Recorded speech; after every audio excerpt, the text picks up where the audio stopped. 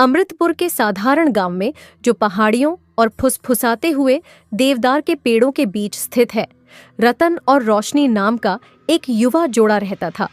उनका विवाह उनके समुदाय की स्थायी परंपराओं का एक प्रमाण था, एक ऐसा मिलन जो उनके परिवारों द्वारा सुख और समृद्धि के वादे के साथ आयोजित किया गया था।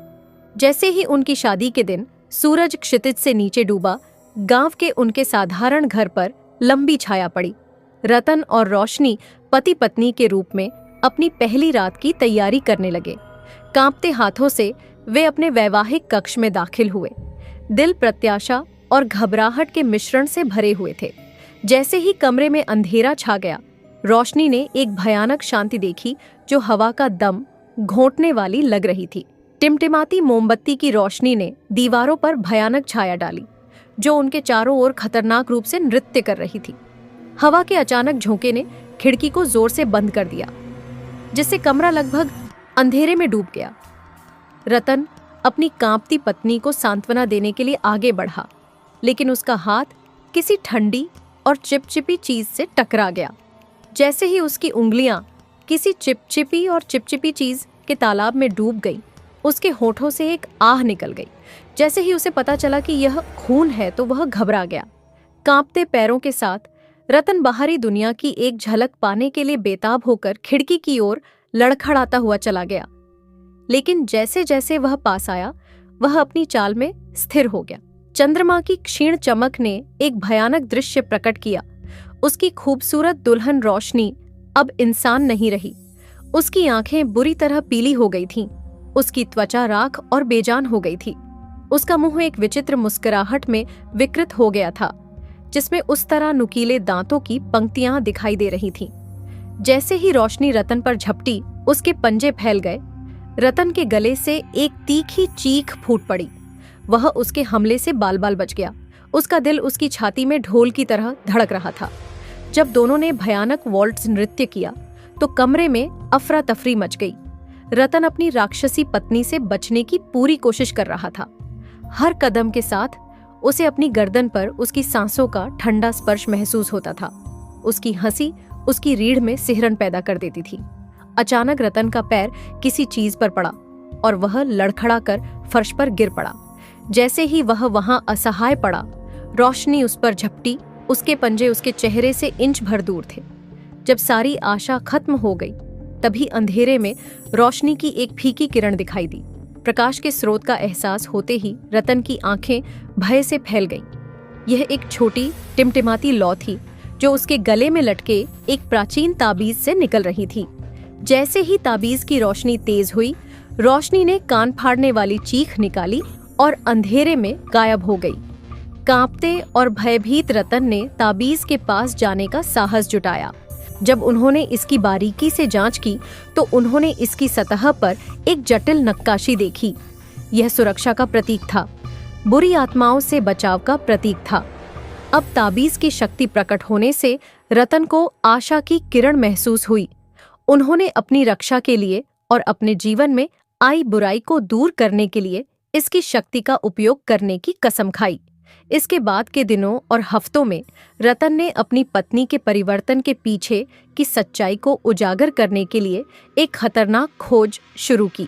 उसे पता चला कि रोशनी को एक प्राचीन चुड़ैल ने शाप दिया था, जिसने अपनी शादी की रात उसे अपने पति के खिलाफ करने की कसम खाई थी। इस ज्ञान से लैस होकर रतन ने उस चुड़ैल का सामना किया, जो एक मुरझाया हुआ बूढ़ा बच्चा था, जो गांव के बाहरी इलाके में एक एकांत झोपड़ी में रहता था। एक भयंकर युद्ध शुरू हो गया। रतन ने अपने प्रतिद्वंद्वी को हराने के लिए ताबीज की शक्ति का आह्वान किया। अंततः डायन की पराजय के साथ रोशनी श्राप से मुक्त हो गई। वह अपने मानवीय रूप में लौट आई। उसकी आंखें कृतज्ञता और दुहक दोनों से भर गईं। उनकी पहली रात की भयावहता ने उनके जीवन को हमेशा के लिए खराब कर दिया था, लेकिन इसने उनके बीच एक अटूट बंधन भी बना दिया था। और इस तरह रतन और रोशनी ने सीखा कि सबसे अंधकारमय समय में भी आशा और प्यार बुराई पर विजय पा सकते हैं। उनका विवाह, जो एक बार भय और अंधेरे से टूट गया था, अब ताकत, लचीलेपन और मानवीय संबंध की स्थायी शक्ति की नींव पर फिर से बनाया गया था।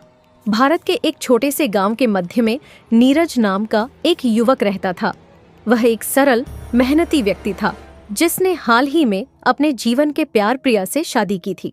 गांव में उनकी शादी की खबरें गूंज रही थीं और हर कोई अपने वैवाहिक जीवन की पहली सुहागरात की रात का बेसब्री से इंतजार कर रहा था। आखिरकार रात आ गई और गांव अंधेरे में डूब गया।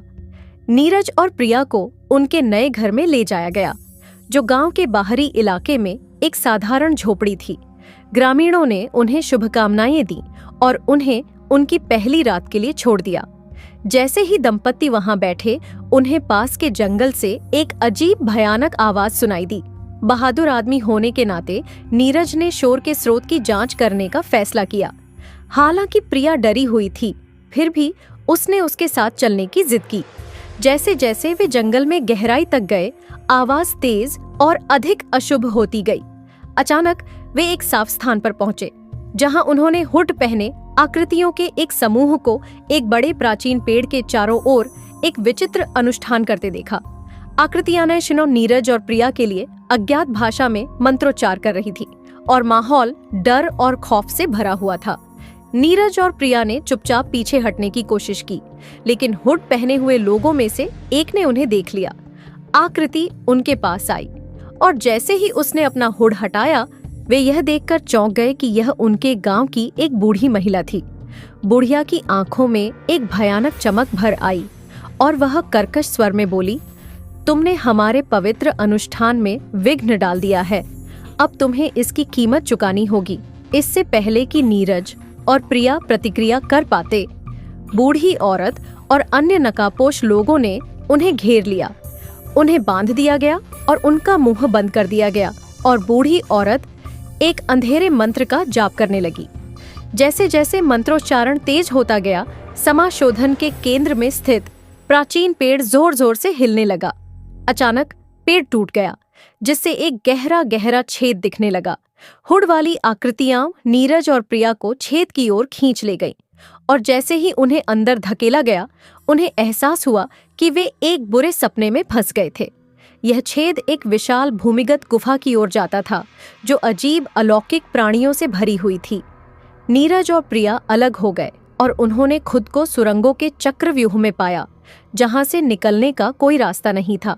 जैसे ही वे गुफाओं में घूमते थे, उनका सामना भयानक प्राणियों से होता था, जो मानव और जानवर का मिश्रण प्रतीत होते थे। नीरज प्रिया को खोजने के लिए दृढ़ संकल्पित होकर अंधेरे में आगे बढ़ता गया।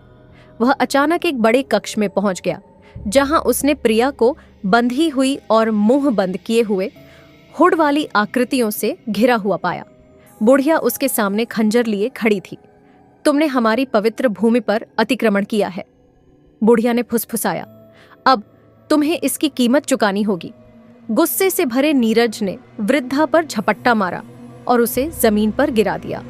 हुड पहने अन्य लोगों ने उस पर हमला किया, लेकिन उसने अपनी पूरी ताकत से उनका मुकाबला किया। जैसे ही उसने प्रिया को मुक्त करने के लिए संघर्ष किया, उसने कक्ष के कोने में एक अजीब चमकती हुई वस्तु देखी। वस्तु एक छोटा, जटिल नक्काशीदार बक्सा था। नीरज ने उसे उठाया और खोला तो अंदर एक चमकता हुआ क्रिस्टल दिखाई दिया।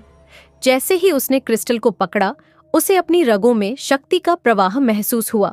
नई ताकत के साथ नीरज ने हुड वाली आकृतियों से मुकाबला किया और प्रिया को मुक्त कर दिया।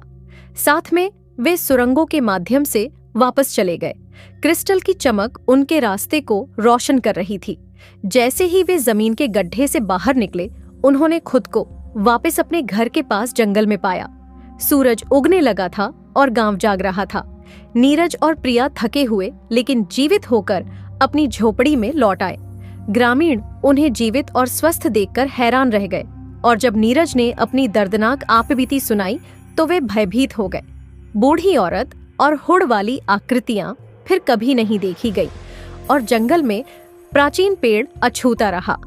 उस दिन से नीरज और प्रिया ने एक साथ एक लंबा और खुशहाल जीवन जिया,